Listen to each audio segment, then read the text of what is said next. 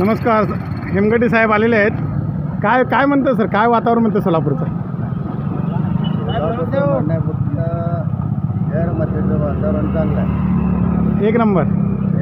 काय वाटतं तुम्हाला? येतं आमची सीट निश्चितपणे निवडून येणार. प्रचार वगैरे जोरात झालेला आहे. झालं आहे. मतदारांचं कौल ही काँग्रेस बाजूने आहे. महाविकास आघाडीच्या बाजूने. महाविकास आघाडीतील काँग्रेस पक्षावर या शहरामध्ये. कोल्हापूर चाळीचे चेअरमन साहेब सुद्धा इथं आहेत. बसवराज म्हेत्रे सर, काय म्हणताय? निकाल आमच्या बाजूने लागणार. जाण निकाल लागणार, शंका नाही. म्हेत्रे साहेब म्हणतात की शंका नाही, महाविकास आघाडीच्या बाजूनेच निकालाची शक्यता जास्त आहे. अण्णा सुद्धा इथं आहेत. अण्णा काय म्हणताय? काय म्हणताय उद्दान? अण्णा फुलारी म्हणतात. अण्णा म्हणलं साहेबाचं काय अगोदर काय म्हणताय अण्णा? काय नाही, आम्ही प्रयत्न तर भरपूर केलेला आहे. सगळे हेमगडे साहेब, म्हेत्रे साहेब, आम्ही आणि सर्व मोठी समाज, ख्रिश्चन समाज, मुस्लिम समाज, मागासवर्गीय सर्व समाजाने ठरवलं आहे की यावेळी महाविकास आघाडीचं सरकार येणार.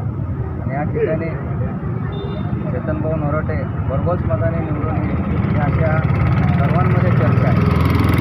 आणि खरं तर म्हणायचं तर जेवढं आम्ही कष्ट केले की कष्टाचा रान या ठिकाणी केले.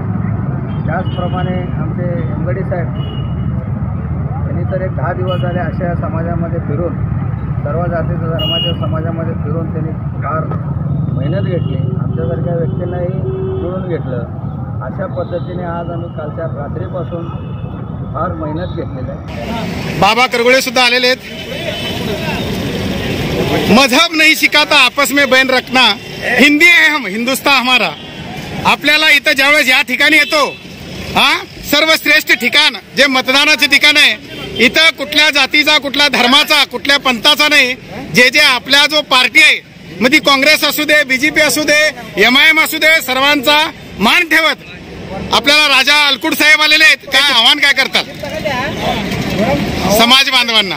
समाज बांधवांना एवढंच आवाहन करतो, सगळे जे काय समाज बांधव जे निर्णय घेऊन जे आमच्या पक्षात आले त्यांचं खूप पहिल्यांदा स्वागत काय. आणि समाज बांधवाला अजून एकदा बोलू इच्छितो की बाबा कमळ येणार म्हणजे येणार, त्याच्याशिवाय काय वाद नाही. पण हे ठिकाण असं आहे साहेब, या ठिकाणामध्ये सर्व धर्माचे, सर्व पंथाचे आणि सर्व पक्षाची लोक इथं आलेले असतात. त्यामुळे इथं तुम्हाला कुठलं पत्रकार वगैरे दिसणार नाही. आमचं एक नागरिक म्हणून आमचं हेच म्हणणं आहे की जो योग्य उमेदवार आहे त्याला जिंकावं आणि आपल्या देशासाठी कार्य करावं. धन्यवाद.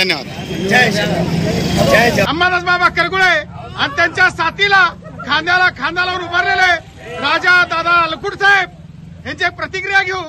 2 मिनिटापूर्वी इलेक्शनची सांगता झाली. 23 तारखेला गुलाल कुणाच्या डोक्यावर उडेल हे कळेलच. बाबा काय म्हणतात?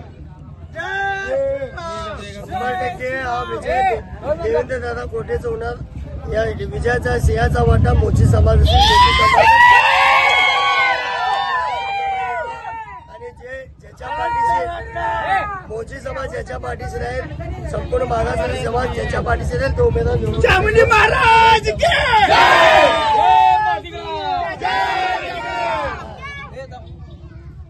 दादा काय म्हणतात? बघा, तुम्ही जे आता मला अटीतटीचं हे झालेलंच नाही, वन साईड झालेलं आहे.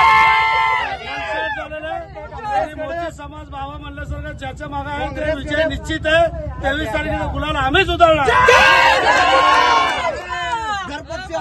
मराठी साहेब, तुम्ही किती वर्षापासून आहात तुमच्या पक्षामध्ये? गेले 40 वर्षापासून मी काम करत असतो तळागाळातल्या लोकांच्या. परमपूजा बाबासाहेब आंबेडकरच्या विचारानं आम्ही रोडवरची लढाई कामगार करण्यासाठी आम्ही लढत आहोत. सत्ता कुणाच येऊ दे नाही येऊ दे आमचं काही नाही, आमचं काम लढा चालूच राहणार आहे. हे आता जे चाललेले इलेक्शन लोकशाही पद्धतीनं नाही, बाबासाहेबांनी घटना घालून दिलेलं आहे.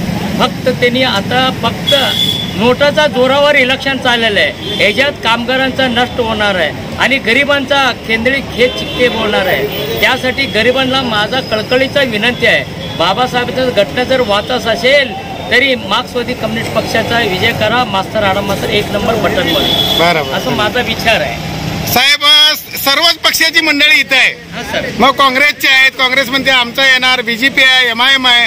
प्रत्येकाला वाटत असते, कारण बाबासाहेबांनी तो अधिकार आपल्याला दिलेला आहे की प्रत्येकाला थांबता येते, बोलता येते आणि गुप्त पद्धतीने मतदान. कोण कुणाला चॅलेंज करू शकतं. मी तुम्हाला सांगू शकत नाही की मी कुणाला मतदान केलंय. हा जो अधिकार दिलाय बाबासाहेबांनी दिलेला आहे आणि त्या अधिकाराचं पालन तुम्ही आम्ही करतच आहोत.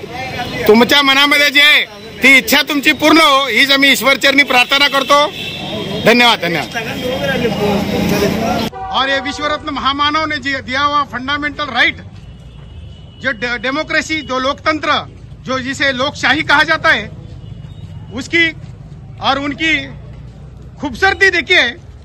यहाँ पे अपने मुसलमान भाई आए और हर मजहब के लोग, हिंदू हो, बौद्ध हो, क्रिश्चियन हो और अपने मुसलमान भाई हो, अपना जो हक, जो विश्व रत्न महामानव डॉक्टर भीमराव अंबेडकर ने तुम्हें हमें जो दिया है, वो हक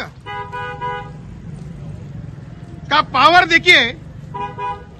ताई भी यहाँ पे आए, त्रिदेवी ताई जवानन्ना फुलारे के काम ही बताता है कि उन्होंने क्या काम किया है.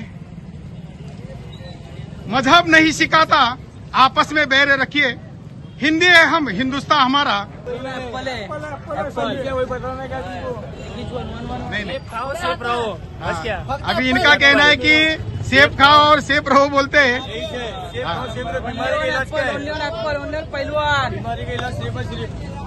मैं शुक्रगुजार हूँ तहे दिल से. और यहाँ पे एक बात बताता हूँ मैं, बोलिए साहब. यहाँ पे आएगा तो सिर्फ पहलवान ही आएगा, दूसरा कोई भी नहीं आएगा. पहलवान मतलब कौन सा पहलवान? तौफीक पहलवान. अच्छा, पहलवान जैसे बहुत है सोलापुर के अंदर.